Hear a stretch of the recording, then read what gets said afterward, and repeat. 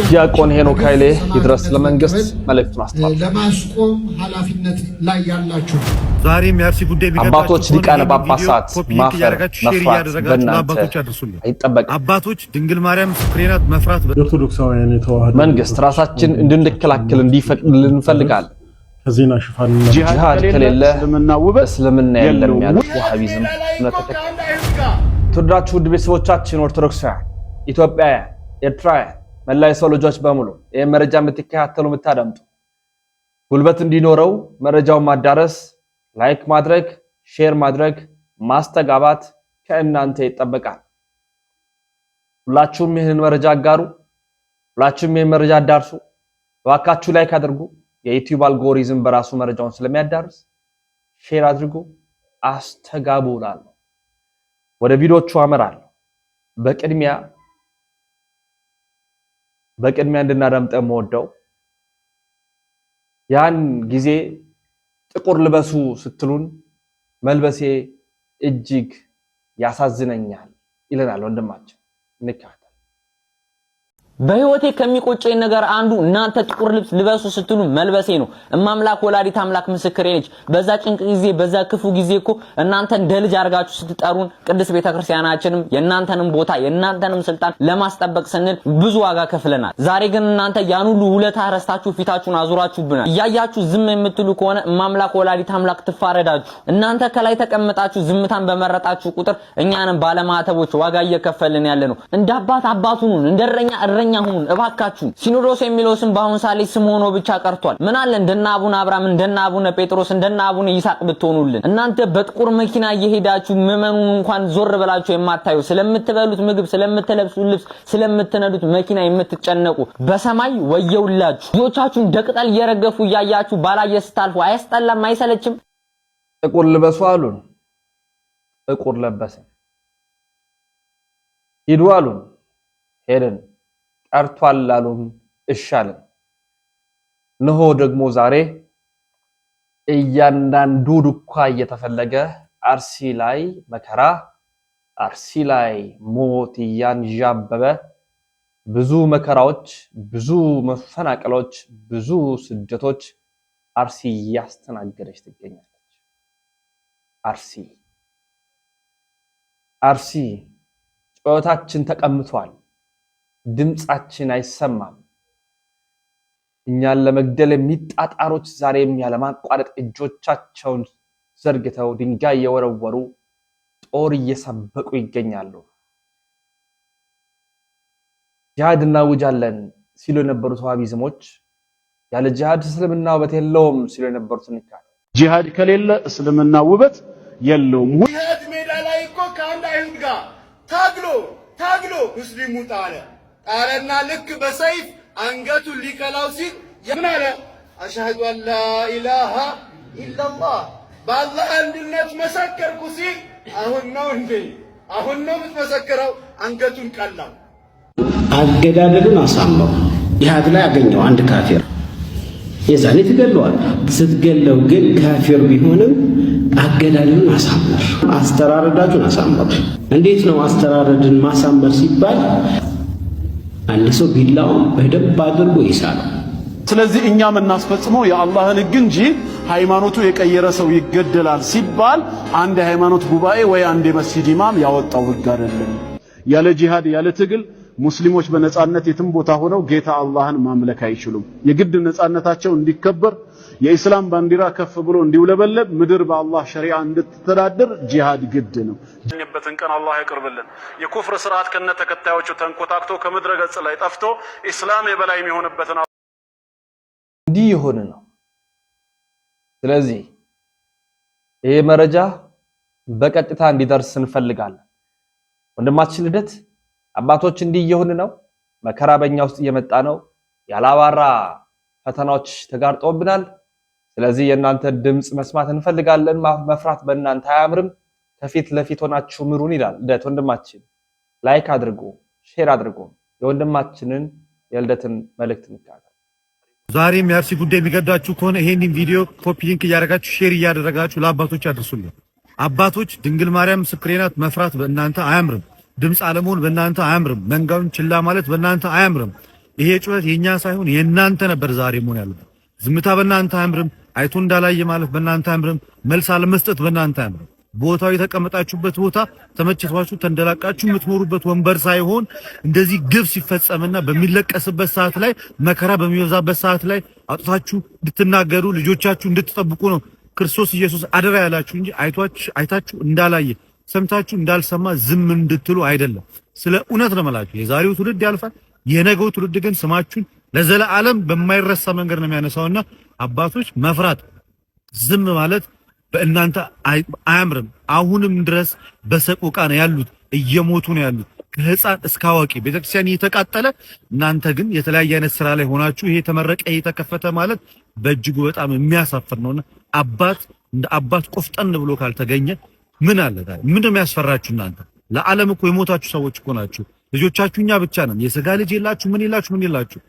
የኃላፊነታችሁ እኛን መጠበቅ እስከሆነ ድረስ ለምንድን ነው ይሄንን ስራችሁ ማሰብ? ትውልድ ያልፋል።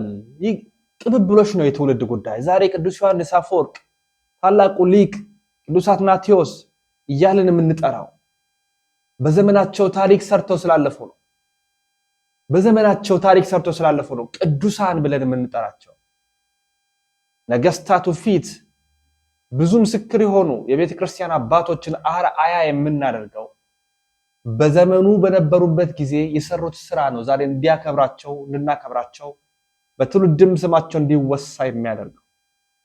አሁን ይህ ጥሩ ነጥብ አስጥሎ ስማችሁን በትውልድ ልቡና ውስጥ ጽፎ የማለፍ ጉዳይ በእጃችሁ ነው ያለው። መነጠቅም እንዳይነጠቅ ማድረግም የእናንተ የአባቶች ድርሻ ነው። መልእክቱን ለእናንተ ተው። ዲያቆን ሄኖክ ኃይሌ በአርሲ የተደረገ ስላለው መከራና ሞት ቀጥታ ለሚመለከተው አካል ለመንግስትም ጭምር መልእክት አስተላልፏል።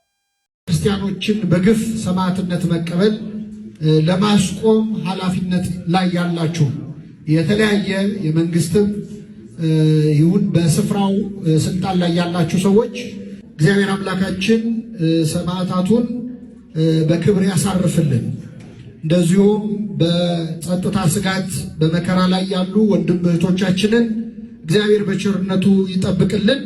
ለቅድስት ቤተክርስቲያንም የሰማዕታቱን ደም ምክንያት አድርጎ የነሱን ሰማዕትነት የሰማዕትነት ፍጻሜ የመከራ ፍጻሜ እንዲያደርግልን የእርሱ ቅዱስ ፈቃድ ይሁንልን። ይህንን ድምፅ የምትሰሙ እንዲህ ያለውን መከራና የክርስቲያኖችን በግፍ ሰማዕትነት መቀበል ለማስቆም ኃላፊነት ላይ ያላችሁ የተለያየ የመንግስትም ይሁን በስፍራው ስልጣን ላይ ያላችሁ ሰዎች የሚገባችሁን ኃላፊነት እንድትወጡ በዚህ አጋጣሚ እንጠይቃለን። በየስፍራው መከራ እየተቀበሉ ያሉ አባቶቻችን፣ ወንድሞቻችን፣ እህቶቻችን፣ ህፃናትም ጭምር ሰማዕትነትን እየተቀበሉ ያለበት ጊዜ ነው። እግዚአብሔር ይህን ክፉ ጊዜ በቸርነቱ ያሳልፍልን፣ የሰማዕታቱን በረከት ያሳድርብን። እግዚአብሔር ይስጥልን። መልእክቱ ተላልፏል። አሁንም ደጋግመን እኛ መልእክት እናስተላልፋል።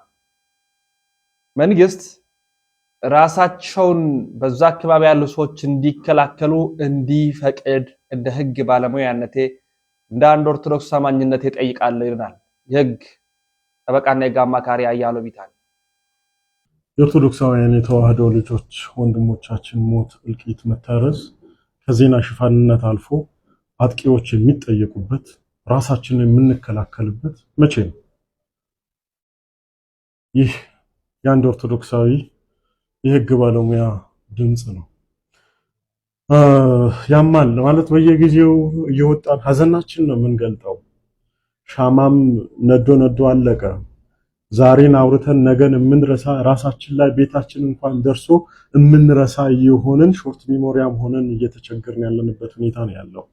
ለዛ ይመስለኛል ቤተ ክህነቱም ቅዱስ ሲኖዶሱም ሞትን ተለማምደን ዝም እንድንል ዝም እየተባልን ያለነው።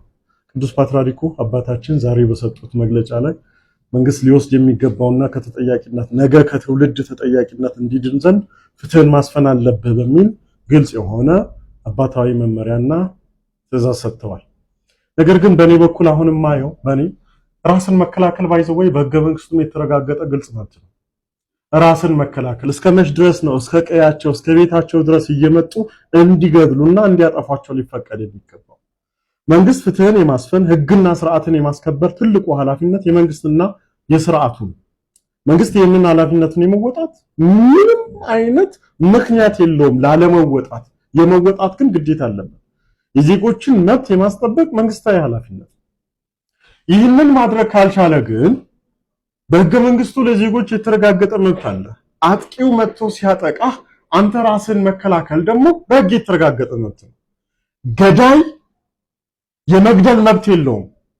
አንተ ግን ሟች ተጠቂ ግን ራስን የመከላከል ግልጽ የሆነ በህግም በአዋጅም በዓለም አቀፍ ህጎችም የተረጋገጠ መብት አለ።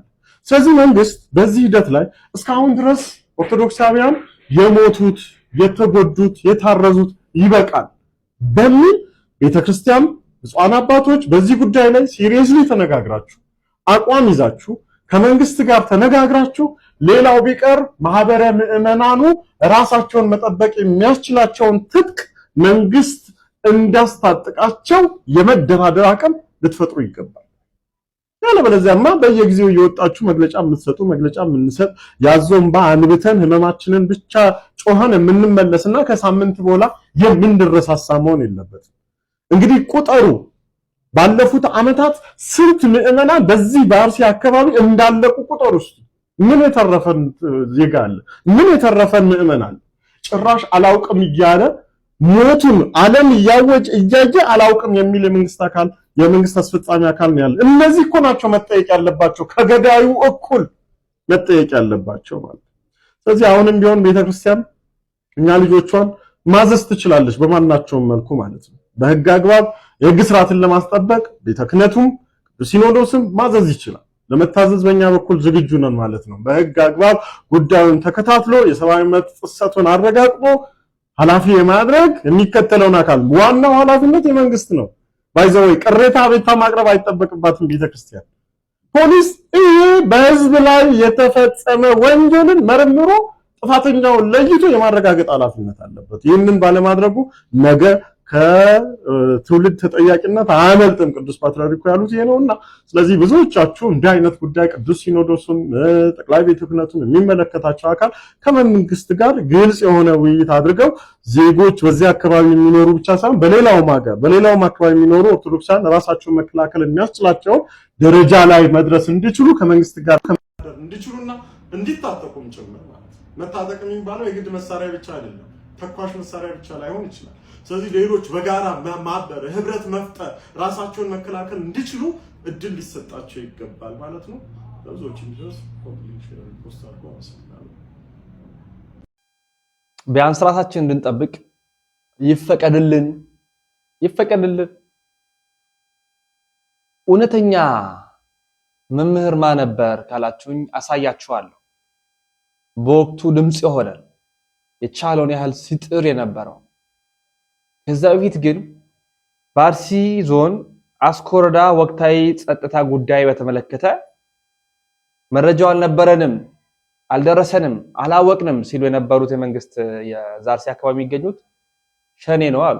እንካታል የብሔርን መልክ የሃይማኖትን መልክ የሚሰጠው ሳይሆን የሽብርተኛ ቡድኖች ድርጊት ስለሆነ በዚህ መልኩ ነው እያንዳንዱ ኢትዮጵያውያን ልንረዳ የሚገባው።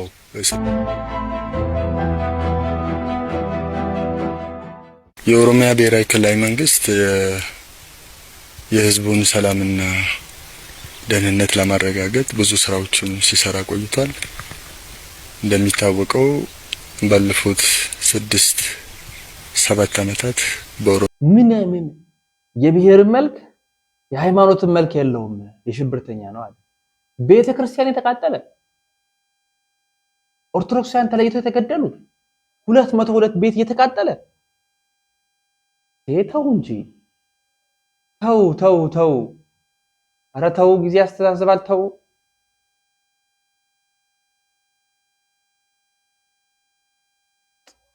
ምረታብ በክሮ ሰባኪያን በወቅቱ ዲ ብሎናል። 20-30 ዓመት ተቀጣ። የኦርቶዶክስን ቤት ያቃጠለ፣ ብራና መጽሐፍት ያቃጠለ፣ ካህን ያረደ፣ ፍርድ ተቀበለ ብለህ ንገረን።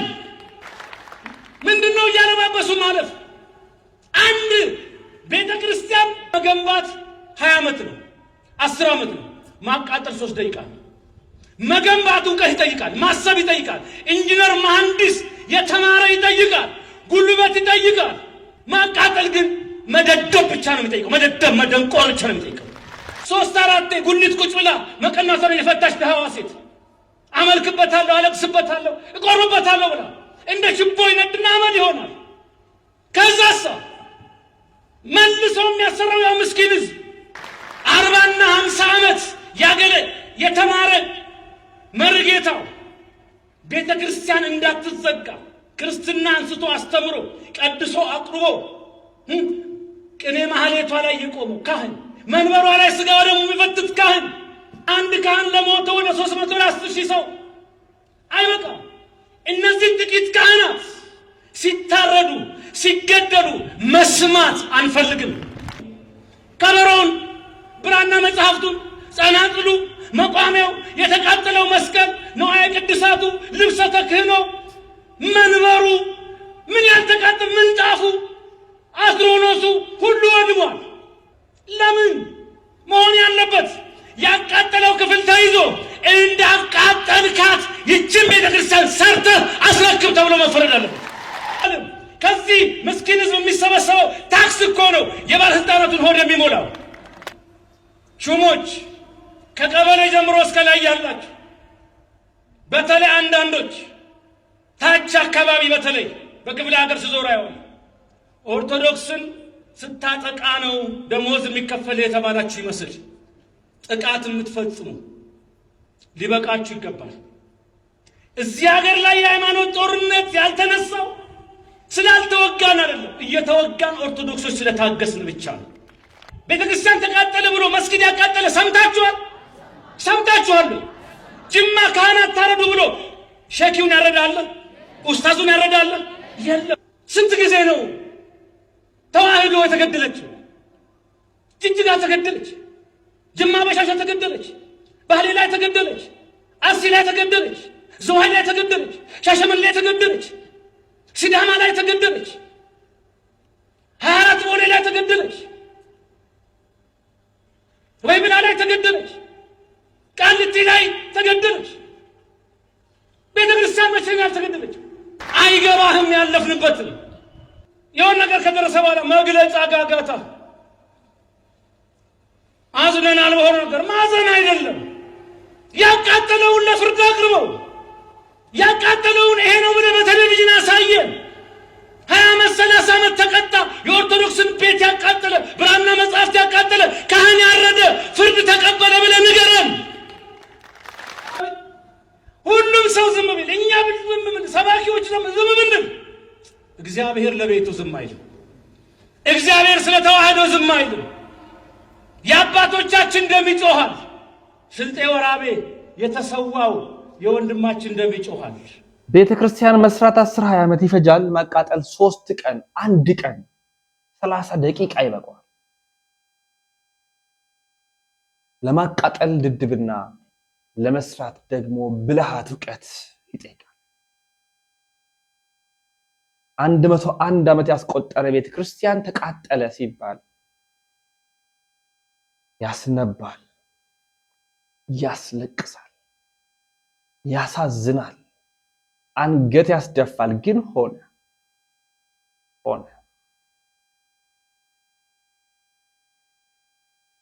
ያልፋል። ኢትዮጵያ ድምጿን የተቀማች ሀገር ሆናለች። የምትፈራዋ ሀገር፣ የምትፈራዋ ቤተክርስቲያን የማትፈራ ሆናለች። እንሄዳለን። አሁን እንደ ኢትዮጵያ ኦርቶዶክስ ተዋሕዶ ቤተክርስቲያን ተናግረን የማንሰማበት ምክንያት ይሄ ነው። አንደመጥም። አሁን ለምን? ተጥለናል፣ ወድቀናል። አሁን ቤተክርስቲያን ተቃጠለ እንዲሆነ ብለን እሪ ብንል ማንም አይሰማም። ካህን ተገደለ ሲባል እሪ ብንል ማንም አይሰማም። ሊቃውንት እየተገደሉ እንዲሆነ ብንል ማንም አይሰማም። ለምን እንደሆነ ታውቃላችሁ? ማድረግ በሚገባን ጊዜ ምንም ስላላደረግን የመደመጥ ክብራችን ከአፋችን ተወስዷል። የሞገሳችን ተወስዷል። ክብራችን ተወስዷል። ለዚህ የምንናገረው ነገር እንዳይሰማ ጫና እንዳያደርግ ቤተክርስቲያኒቱ በዓለም አቀፍ ደረጃ ተሰሚነት የነበራት ዓለምን ታንቀጠቅጥ የነበረችዋ ቤተክርስቲያን ዛሬ አገሯ ላይ ምንም ማትሰራ ምንም። እነዚህ ነገሮች ከኛው ከራሳችን የመጡ ችግሮች ናቸው። ምክንያቱም ሰው ሲሞት ዝም ብለን ከዚያ ቀጥሎ ምንድነው የሚለው? ካህኑ ያየዋል አይደል? ገለል ብሎ ያልፋል። ከዛስ ሌዋዊ ይመጣል አይደል? ገለል ብሎ ያልፋል። ሳምራዊው ግን አዘነለት ይላል። ካህንና ሌዋዊ የሚለው ለምን እንደተጠቀሱ ታውቃላችሁ? በዚህ ቦታ ይሄ ኢያሪኮ ተብሎ በሚጠራው ስፍራ ከ12000 በላይ በዚያ ጊዜ ጌታ ባስተማረበት ጊዜ ከ12000 በላይ ካህናትና ሌዋውያን ይኖሩ ነበር። ከስንት ሺህ በላይ አልኳችሁ? የካህናት መንደር ነው ማለት ነው።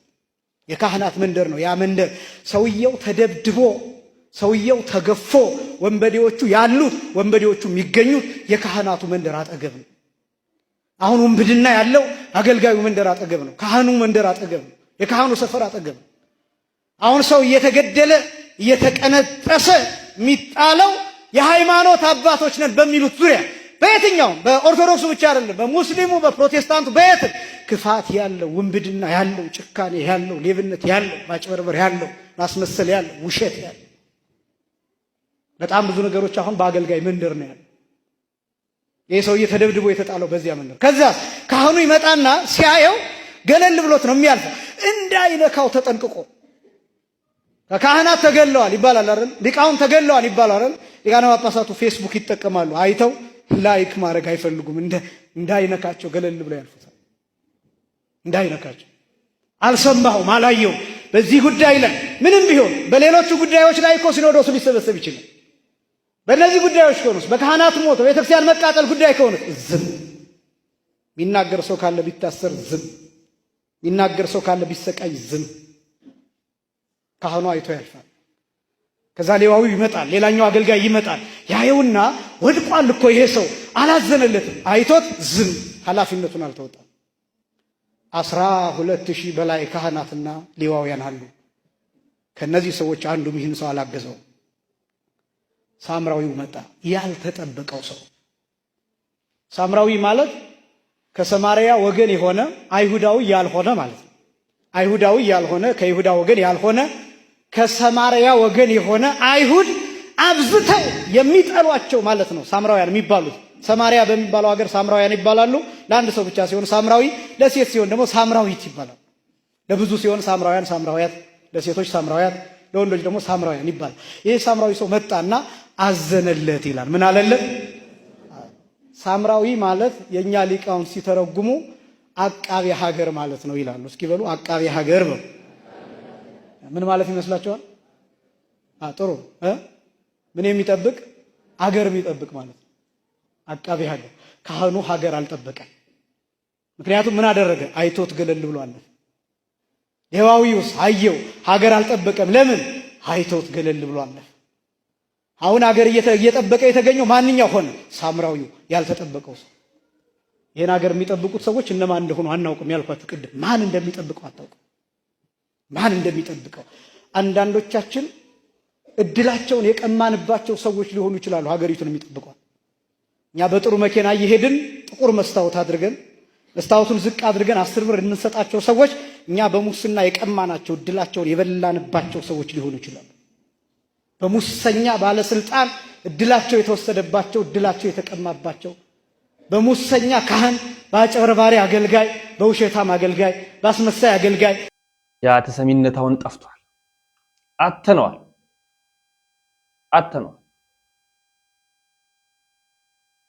እፎይ ስለ አርሲው መከራ ድጋሚ እየተናገሩ ነው። አርሲ የምትሉት በተለያየ ቦታ ላይ እንደዚህ ክርስቲያኑ የሚያልቀው እኩልነትን ይፈጥራሉ።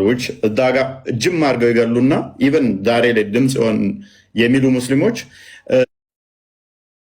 አርሲ ላይም ለሚጨፈጨፈው ትግራይ ላይም እየተጨፈጨፈ ላለ ሙስሊሞች ድምፅ እንሆናለን ይላሉ። አክሱም ላይ ስንት ሙስሊም ነው የተጨፈጨፈው? አክሱም ላይ የተጨፈጨፈ ሙስሊም አለ? አክሱም ላይ አርሲ ለተገደሉ ክርስቲያኖችም አክሱም ላይ ለተጨፈጨፉ ሙስሊሞችም ድምፅ እንሆናለን ይላሉ። ድምፅ አልሆኑም እንዳይባሉ ድምፅ ሆነናል። እንዴት? ይኸው ድምፅ ሆነናል። አርሲ ላይ ለተገደሉት ክርስቲያኖችም አክሱም ላይ ለተጨፈጨፉትም። አክሱም ላይ የተጨፈጨፈ ሙስሊም አለ? እኛ እኮ ቪዲዮን፣ ሬሳውን፣ ፎቶውን ሲቀበሩ እያሳየን ነው። ኤአይ ፎቶ እኮ እየሰሩ ድራማ የሚሰሩ ናቸው። ዛሬ አሁን የሰራሁትን ቪዲዮ የት አባታችሁ ገና ይቀራናል እያሉ እየዛቱ ነው። ድምፅ ሆን የሚለውን ደግሞ እንደዚህ አይነት ታክቲክ ይጠቀማሉ። ኤኒዌይስ ብቻ ምንድነው እሱ እዚህ ድምፅ ሁን አቱን ብዙም አስፈላጊ አይደለም። ወደፊት እንገባበታለን እንዲቴል። ራስን መከላከል ይሄ ተፈጥሯዊም ነው፣ ክርስትናውም ሰፖርት የሚያደርገው አይዲያ ነው።